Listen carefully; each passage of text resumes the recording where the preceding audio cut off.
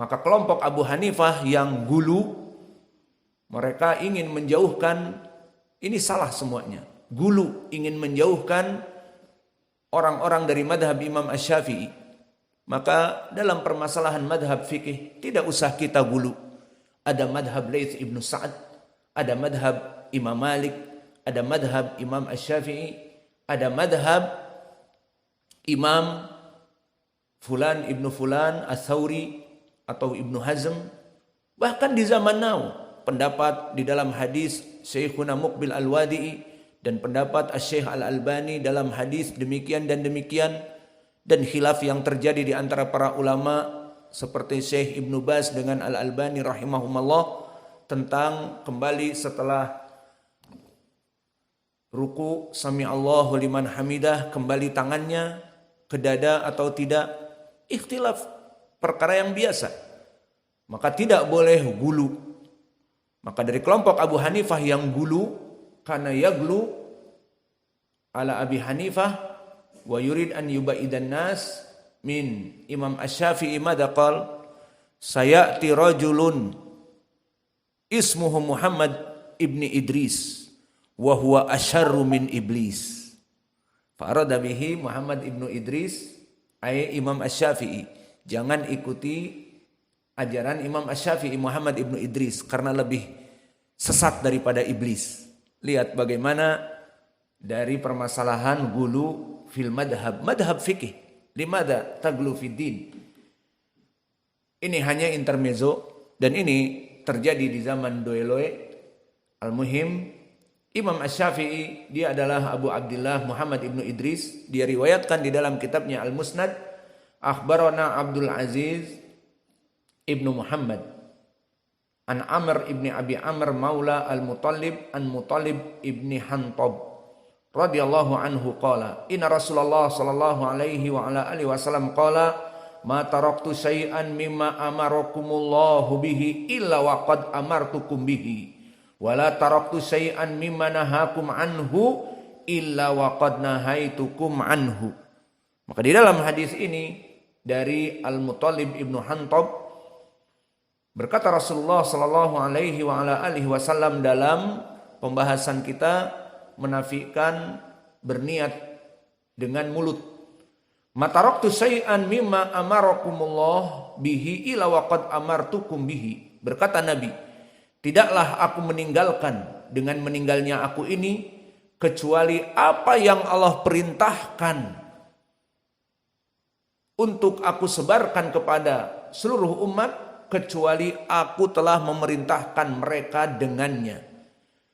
Wala taraktu syai'an mimma nahakumullahu anhu ila waqad nahaitukum anhu. Dan apa-apa yang dibenci dan dilarang, diharamkan oleh Allah, kecuali aku telah menyampaikan kepada kalian dengan melarang semua permasalahan yang ada.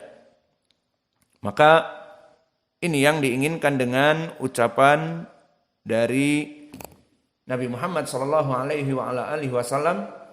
Dan sanad ini barakallahu fikum diriwayatkan oleh Imam Asy-Syafi'i di Musnadnya dan Imam Al-Baihaqi di Sunan Al-Kubra dari jalan Abdul Aziz ibnu Muhammad an Amr bin Abi Amr an Amr ibni Abi Amr maula Al-Muttalib dari Al-Muttalib ibnu Hantab. Maka Abdul Aziz ibnu Muhammad ma'ruf dengan Ad-Darawardi. Maka dia adalah rawi yang terjadi ikhtilaf di kalangan para ulama, dan khilafnya di sini maknanya antara yang mensikohkan dengan yang mendoifkan. Maka disebutkan oleh para ulama seperti Abu Zur'ah, dia sayyi'ul hifdz.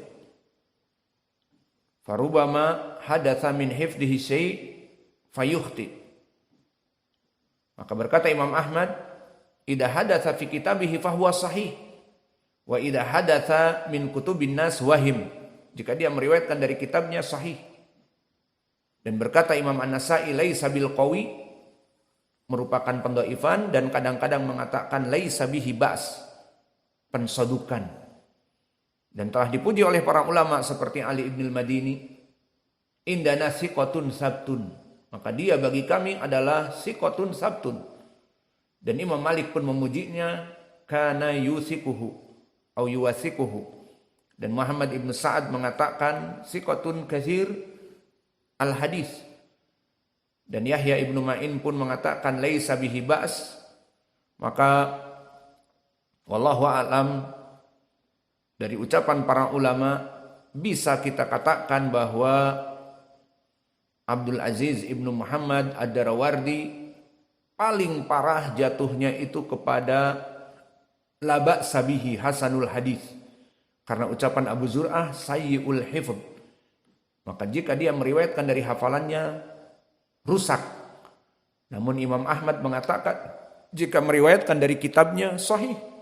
Maka seperti ini susah untuk dibedakan, karena para muhaddisin menghafal dari hafalannya dan di belakangnya ada kitabnya.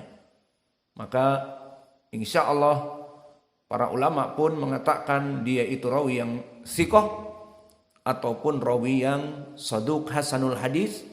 Tidak ada dari khilaf ini sampai menurunkan kepada derajat dhaif. Maka inilah kedudukan Muhammad ataupun Abdul Aziz ibnu Muhammad ad-Darawardi, imma dia siqah atau paling turun dia hasan. Namun permasalahannya di sini, meskipun ad-Darawardi siqah ataupun hasan, dan Amr ibnu Abi Amr di sini adalah maula al-Muttalib ibni Abdillah ibnu Hantab yang ada di dalam sanad ini, maka dia maulanya dan dia dalam keadaan saduq hasanul hadis. Telah dikatakan oleh Abu Hatim la ba'sa bihi. Dan dikatakan oleh para ulama yang lain seperti Imam Ahmad, laisa bihi ba's. Dan disikohkan oleh Abu Zur'ah.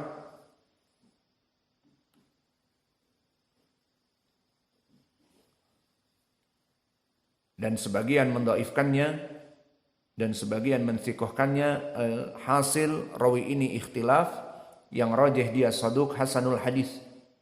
Karena banyak yang mensikohkan dan mengatakan la ba'sa bihi, dan ada yang mendhaifkan seperti Imam Malik dulu mendhaifkannya. Alhasil sanad ini hasan, rawi ini saduq hasanul hadis, dan begitupun Al-Muttalib ibni Hantab yang di sanad ini meriwayatkan dari Nabi, maka dia rawi yang siqah, disikohkan oleh Abu Zur'ah dan disikohkan oleh Ya'qub ibnu Sufyan al-Faswi, maka dia rawi yang siqah. Disikohkan juga oleh Muhammad ibnu Sa'ad al-Waqidi. Namun kedudukan Al-Muttalib wa huwa ibnu Abdillah ibnu al-Hantab, dia seorang tabi'i. Maka seorang tabi'i tidak mendengar dari Nabi. Maka istilahnya di ilmi mustalah hadis apa? Tabi'i meriwayatkan dari Nabi mursal, dan mursal dari jenis dhaif karena terputus. Tabi'i tidak pernah mendengar dari Nabi. Bismillah. Maka sanad ini barakallahu fikum dhaif, walakin hada sanad walau kana dhaifan lahu syawahid wal mutaba'ah. Mana mutaba'ah atau syahid yang paling dekat? Hadis Abi Dzar yang lafadznya tadi telah kami baca, lafadznya hampir sama. Hadis Abi Dzar disebutkan ma baqiya syai'un yuqarribu minal jannah wa yubaidu minan nar ila waqad buyyina lakum. Hada qauli Nabi fi hadis Abi Dzar wa huwa haditsun sahih. Wa hada hadis Al-Muttalib ibnu Hantab wa huwa mursal dhaif. Ma taraktu syai'an mimma amarakumullahu bihi illa waqad amartukum bihi wa la taraktu syai'an mimma nahakumullahu anhu illa waqad nahaitukum anhu. Meskipun sanadnya mursal bisa naik kepada derajat hadis yang sahih dari Abi Dzar tadi. Maka nikmat ya ibadallah, di sini kita belajar dengan riwayat hadis dan sanad-sanad yang kita kumpulkan, sehingga kita mengimani dan mengamalkan dan mengajarkan apa-apa yang kita dapatkan dengan penuh keyakinan karena hadisnya sahih, karena sanadnya sahih. Maka inilah dari hadis yang terakhir, dan dengan ini selesailah dari pembahasan bab yang berhubungan dengan permasalahan talafud biniyah adalah perkara yang bid'ah batilah. Kemudian ditutup oleh penulis lebih meyakinkan dengan hadis tentang bantahan kepada mereka dari segi bid'ah tidak diterima amalannya.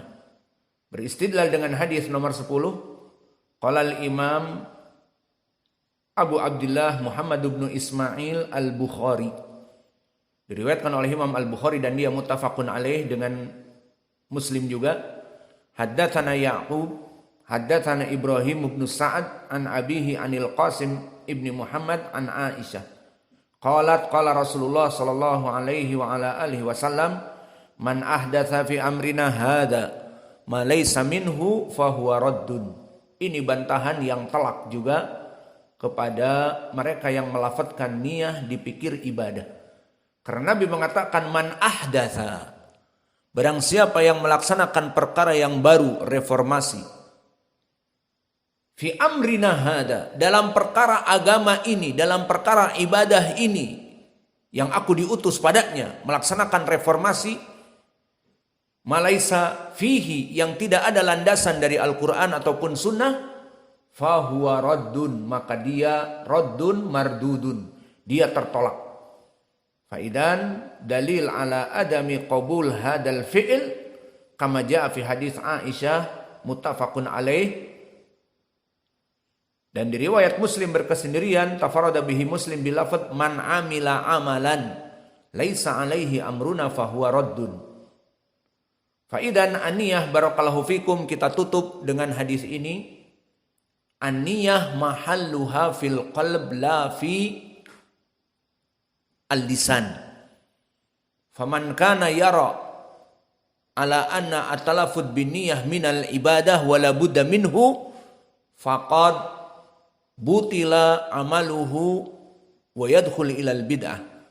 Maka barang siapa yang meyakini bahwa talafud biniyat dari ibadah yang harus dilafadzkan dengan lisan dan meyakini bahwa itu adalah ibadah dan harus dilaksanakan, kalau tidak rusak niatnya, dan kalau tidak diterima puasanya, harus dilafadzkan nawaitu shauma godin fardhu syahri Ramadan, maka ini perkara yang bid'ah karena melafadzkan niyah adalah salah kafrah. Salah kafrah, misunderstood, gagal faham, karena bukan dari ajaran Nabi. Ini adalah kesalahfahaman dari kelompok Asy-Syafi'iyah yang membaca kitab Imam Asy-Syafi'i fi Kitabil Dzukira fi Kitabil la budda fi awaliha bitalaffuz. Talaffuz bitakbiratul ihram. Hada huwa sahih. Alladhi arada bihi Imam Asy-Syafi'i. Wa ghalata ashabu Asy-Syafi'iyah yaqul awwalu syai' ay an-niyah. Idan la budda qala Syafi'i la budda min talaffuz fi awwalis shalah idan talaffuz bin niyah. Idan yaqul usolli salatal fajri rak'atain imaman li awalakum ma'muman adaan lillahi ta'ala. La budda an yatalaffad. Taib, baqiya masalah hadihi fi shalah. Ini dalam perkara salat. Ghalatu Syafi'iyah fi fahmi at-talaffuz biniyah minan nas. Imam Asy-Syafi'i fi shalah fi kitabis shalah fi kitabil la budda an nutq fi awwaliha. Intahaina minas shalah ya akhi. Al-an isdakhlukum al-an fi siyam. Apa yang menjadi perkara di sini dalam berpuasa? Kalau tadi kalian gagal faham dalam permasalahan bab salat, takbiratul ihram, taquluna niyah, la budda at-talaffuz fi awwaliha, berarti harus melafadzkan niat.